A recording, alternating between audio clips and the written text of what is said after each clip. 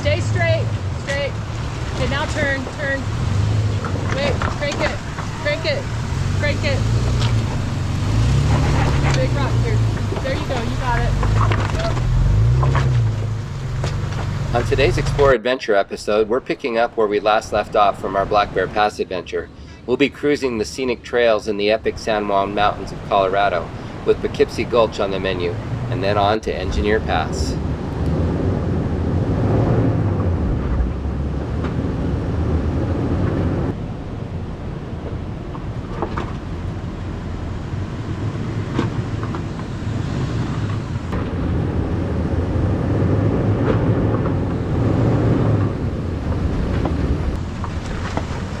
You're good. Wait, stop.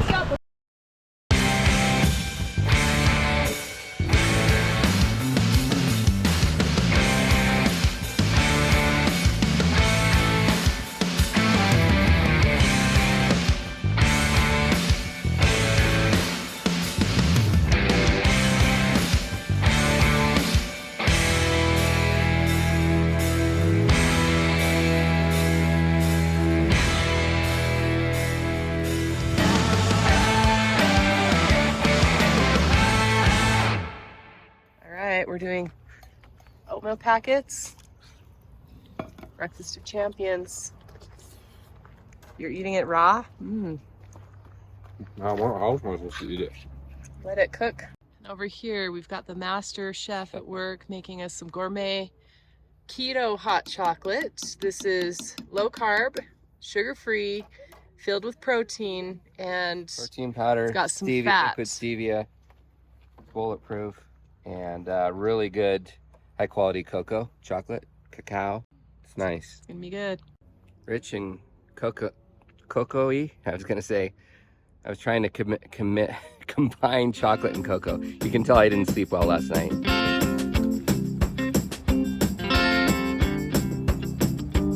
Okay, so today we are going to be using something called a thermal cooker for our dinner. And basically what that is, it's kind of like a crock pot, but without electricity. Essentially how a thermal cooker works is you bring all the food in the thermal cooker to a boil, then you put the lid on and put it inside the thermal cooker and you just leave it all day, and by the time you get to wherever you're going at night, you open it up and dinner's ready to go. So these are just pre-packaged beef stew seasoning packets. We're cooking for a crowd, so I've got a giant bag of stew beef here that I'm gonna add to the broth.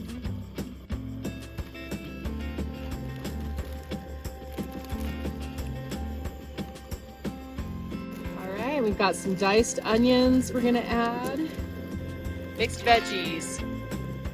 And last but not least, diced potatoes. So what we need to do is get it boiling, and then we'll put the lid on it. And everything will not be cooked through. That's not the idea. The idea is to get the liquid in the pot really hot so that throughout the day you get the heat from it continually cooking the meat and everything else that's in this pot. Okay, now I've got it at a rolling boil. So I'm gonna have it at a rolling boil for a couple minutes. We're gonna turn the stove off, put the lid on, and then we're just gonna put it in the thermal cooker. Stick it in. We put tape on it because our lid's a little bit broken. Tape it down, and then we don't open it again till dinner tonight.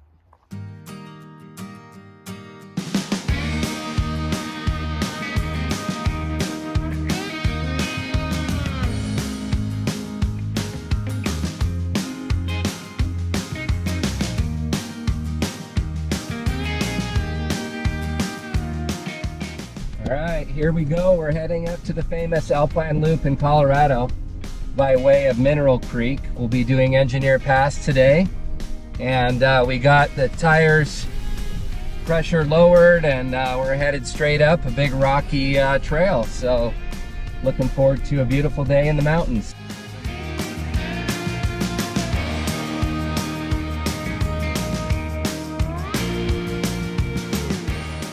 The biggest thing to watch out for is oncoming vehicles.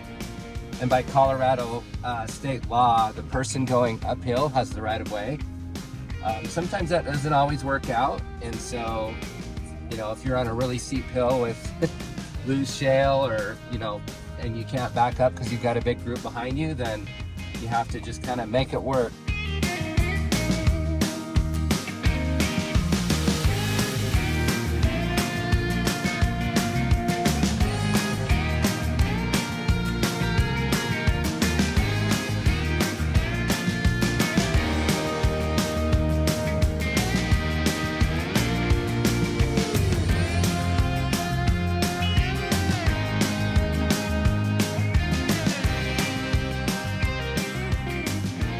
Forerunner, you have crawl control, and so I'm just gonna try it out. We're going up to a pretty gnarly section here with lots of ledges and straight up, and so we're gonna give it a shot and just see how it does. I don't have my foot on the gas or brake. Look, come on, no hands, no steering wheel. Just kidding, it doesn't do the steering, but it does pretty much everything else, so it is pretty nice.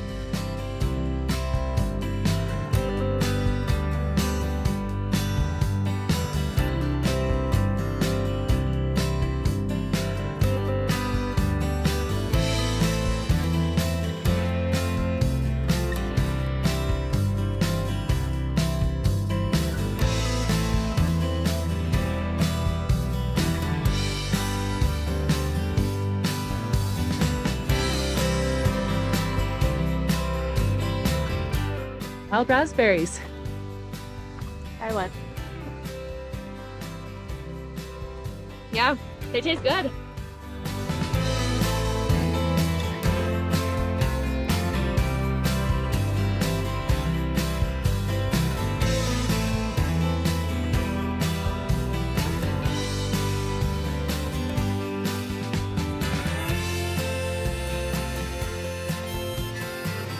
This is the first major mining ruins we found on this trail, and they're from the Michael Breen mine. They primarily mined fluorine and fluorite here over the 93 years it was in operation before they closed it down in the 1980s. It's fun to see these monuments of a bygone era, and I like trying to imagine what life would have been like for the miners who worked and lived here. All that remains here now are the ore storage bins and some scattered debris. I can see railroad tracks up there, so they used that. They would come across, drop the stuff in here, it would go down a chute and then come down here to be collected in a truck and then driven off.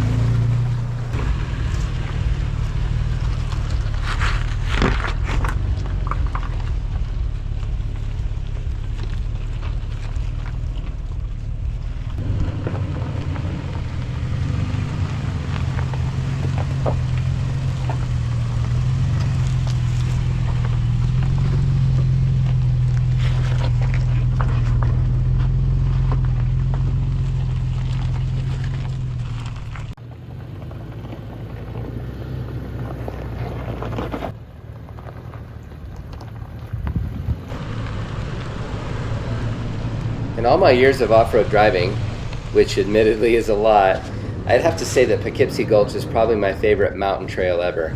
The scenery is unbeatable and the terrain is varied and fun, with a few white-knuckle spots just to make it interesting. Minnow Creek and Poughkeepsie Gulch are rated difficult, and I would recommend a lift, but any high-clearance 4x4 should be able to make this trail if you take it nice and slow.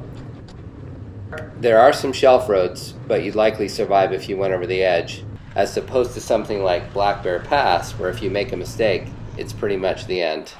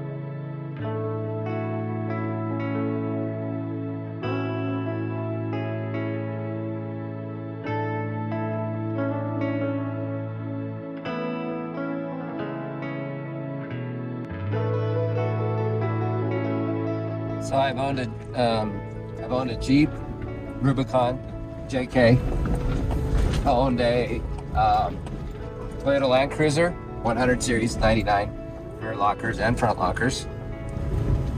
But this 4Runner with the crawl control, I know it's been around for a lot of years, but this is the first time I've had the chance to use it. I just set it and it's just doing its thing. It's just going up the hill. It feels like cheating. It's really nice. And this is steep. I don't know if it's hard to tell in video, but I mean, if you point that camera right up the hill, Jamie, I mean, I'm looking over the top of my hood and this is pretty gnarly.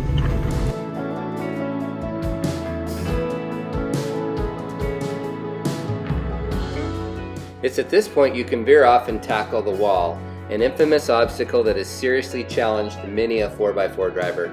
There was a line of Jeeps attempting it, but due to the serious amount of travel we still had to do before dark, including tackling Engineer Pass, and not knowing where our campsite would be yet, we opted to bypass it. We'll save this for another trip in the future. I can't wait.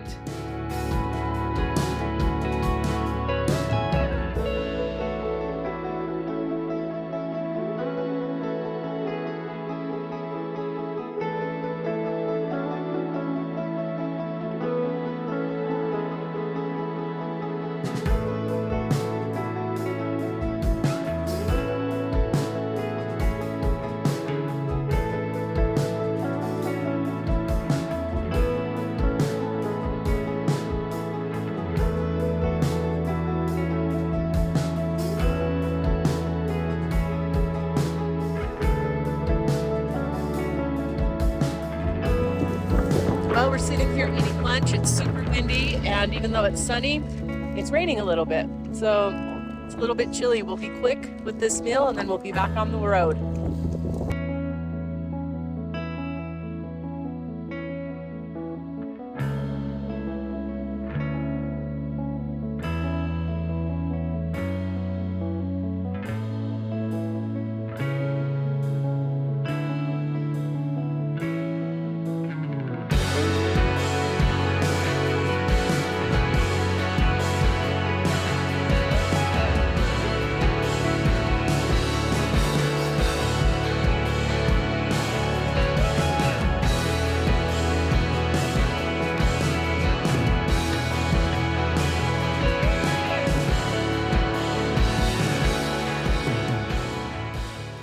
Well, our adventure is only half over.